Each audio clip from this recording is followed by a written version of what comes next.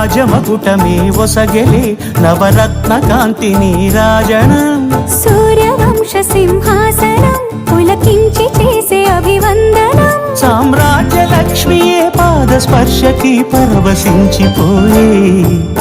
జగదానందకారక Jaya Janaki